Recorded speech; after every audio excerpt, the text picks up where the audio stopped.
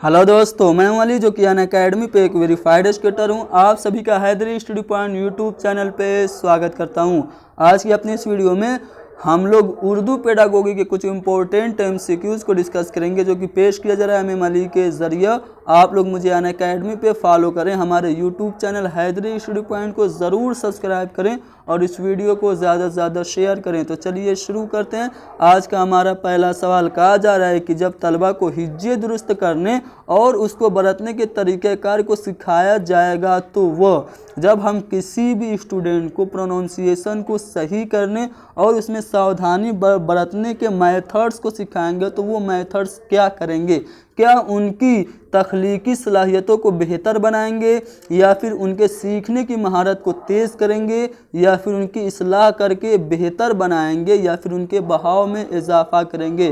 तो दोस्तों, जब भी हम किसी भी बच्चे को हिज्जे दुरुस्त करने और उसको बरतने के तरीक़ेकार को सिखाएंगे तो ये तरीक़ेकार उनकी इस्लाह करके उनको बेहतर बनाएंगे।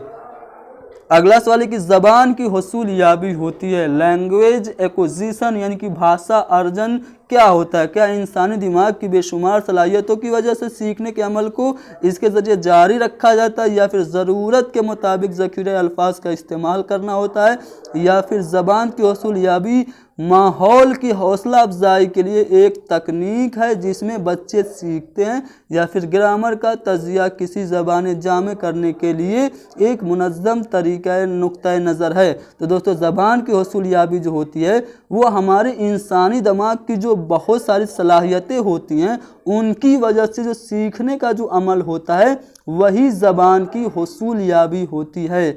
अगला सवाल कि ज़बान के मुअल्लिम मिन दर्जा झेल में से किस तरह लिखने की महारत पैदा करेंगे? आप एक अगर लैंग्वेज के टीचर हैं, आप चाहते हैं कि आपके बच्चे में जो लेखन कौशल है वो विकास करे, राइटिंग स्किल बढ़े, तो आप क्या करेंगे? क्या बच्चों को मजमून के ज़रिए सीखने के लिए कहेंगे, या फिर उनसे इमला करवाएंगे, या फिर बच्चों को साफ साफ लिखने के लिए कहेंगे, या फिर जहन में महफूज ख्यालात को अपनी ज़बान में लिखने के लिए कहेंगे? तो दोस्तों, एज ए टीचर अगर आप चाहते हैं कि आपके बच्चों का लेखन कौशल बढ़े तो आप बच्चों से कहेंगे कि बच्चों, आपके दिमाग में जो भी विचार हैं उनको आप अपने शब्दों में लिख के अभिव्यक्त कीजिए। जब वो अपने विचारों को लिख के अपने शब्दों में अभिव्यक्त करेंगे तो उनका भाषा विकास बढ़ेगा। हमारा चौथा वाला ऑप्शन सही जवाब हो जाएगा। अगला सवाल कि ज़बान में महारत पैदा करने के तरीक़ेकार को सिखाया जाना चाहिए। अगर आप चाहते हैं कि बच्चों में जो लैंग्वेज स्किल है वो बढ़े तो उसको आप कैसे सिखाएंगे? किसी चीज़ की तकलीद यानी कि उसको अनुकरण करके सिखाएंगे, या फिर साफ साफ वजाहत के ज़रिए, या फिर तन्हाई में, या फिर एक मुनज़्ज़म तरीक़ेकार से? तो दोस्तों, ज़बान में महारत पैदा करने के तरीक़ेकार को एक मुनज़्ज़म तरीक़ेकार से यानी कि एक सुव्यवस्थित शिक्षण विधि से सिखाएंगे। अगला सवाल है कि तलबा को ज़बान सिखाते वक्त उसके अंदर तलफ़्फ़ुज़ की तफ़हीम में कमी हो जाती है, उससे कैसे बचा जा सकता है? जब आप बच्चों को लैंग्वेज की टीचिंग कराते हैं तो बच्चे वर्ड का प्रोनाउंसिएशन समझने में उनको प्रॉब्लम्स होती है, तो आप इस प्रॉब्लम को कैसे दूर करेंगे? इस समस्या से आप कैसे बचेंगे? तो दोस्तों, आपको चाहिए कि एज ए टीचर आप एक ड्रामाई अंदाज कायम करें जिससे बच्चे आपस में बातचीत करें, यानी कि बच्चों को एक माहौल दे दीजिए और एक ड्रामा वाला माहौल उनके सामने रख दीजिए और बच्चों से डायलॉग के द्वारा उनसे बातचीत करवाइए। जब बच्चे एक ड्रामाई अंदाज कायम करके आपस में बातचीत करेंगे तो उनके अंदर जो तलफ़्फ़ुज़ की तफ़हीम में कमी है वो दूर हो जाएगी। अगला सवाल यह कि क्लासरूम की मश्क ज़्यादा बेहतर से गाई ज़बान की तरक्की होती है।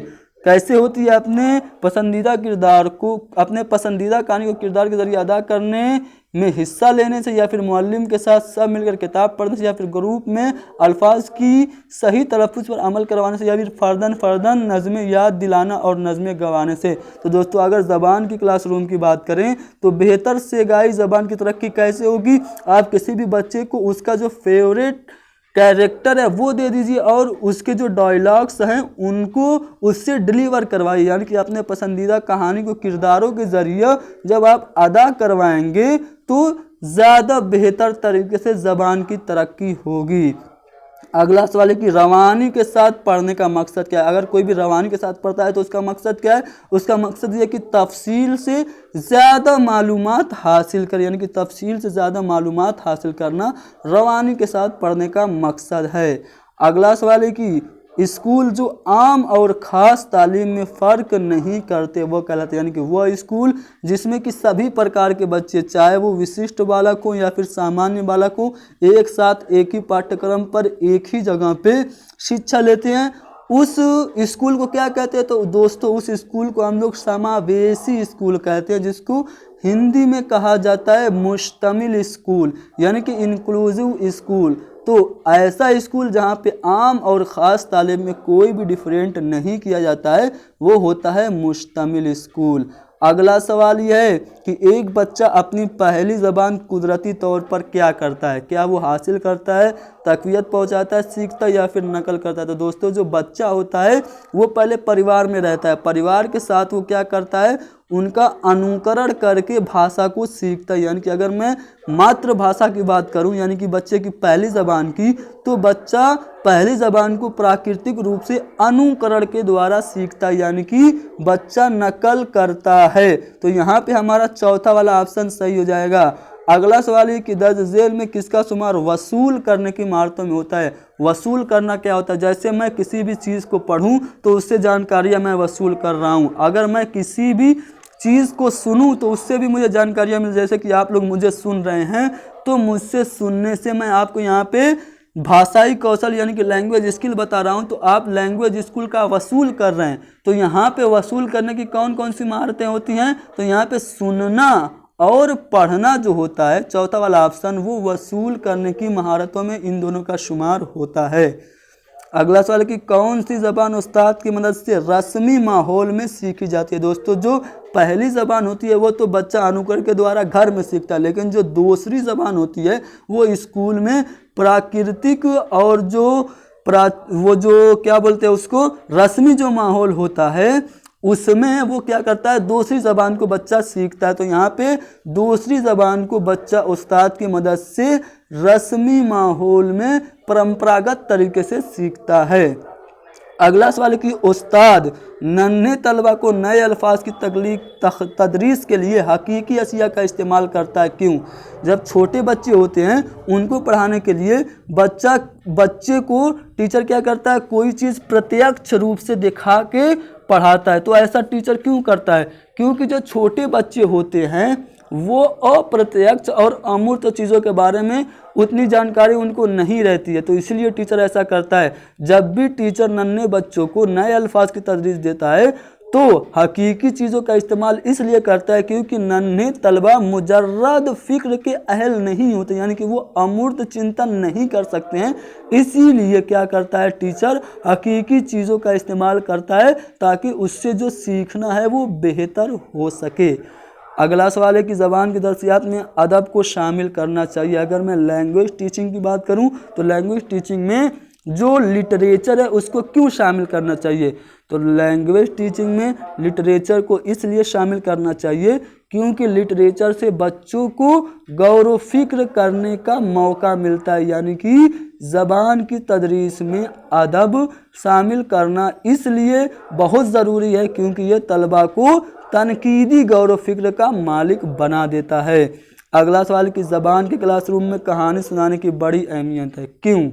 अगर आप लैंग्वेज की क्लास की बात करें तो उसमें बच्चों को कहानी सुनाई जाती है और उसकी बहुत ज़्यादा अहमियत है। क्यों अहमियत है, क्योंकि जब आप कोई भी कहानी सुनाते हैं तो कहानी से बच्चों को नैतिक शिक्षा मिलती है। तो यहाँ पे अखलाकियात की तालीम होती है, कहानी से उससे सीख मिलती है। इसीलिए क्लासरूम में कहानी सुनाने की बहुत बड़ी अहमियत है। अगला सवाल है कि लिखने में परेशानी या फिर दिक्कत को क्या कहते हैं। तो दोस्तों लेखन अक्षमता जो होती है उसको हम लोग डिस्ग्रेफिया कहते हैं। चौथा वाला ऑप्शन बिल्कुल सही है। अगला सवाल ये कि पढ़ने का मतलब सिर्फ लिखे हुए मतन की अदायगी नहीं बल्कि ये भी अहम है। अगर आप पढ़ रहे हैं, पढ़ना कौशल की बात करें तो किसी भी चीज़ को बस पढ़ लेना, उसका प्रोनाउंसिएशन और उच्चारण कर लेना क्या यही है, जी नहीं। पढ़ने का मतलब सिर्फ मतन की अदायगी नहीं है, बल्कि मतन के मानी समझना भी है। चौथा वाला ऑप्शन सही है। अगला सवाल ये है कि इस बात की सिफारिश की गई कि इब्तदाई दर्जात में बच्चों की तालीम मादरी ज़बान में होनी चाहिए, क्यों? आजकल कहा जाता है कि बच्चों को अगर प्रारंभिक कक्षा की बात करें तो वहाँ पे मातृभाषा में पढ़ाया जाना चाहिए। क्यों मातृभाषा में बच्चों की तालीम होनी चाहिए? क्योंकि बच्चे घर से मातृभाषा को सीख के आते हैं। जब आप बच्चों को मातृभाषा में पढ़ाएंगे तो फितरी माहौल उनको मिलेगा।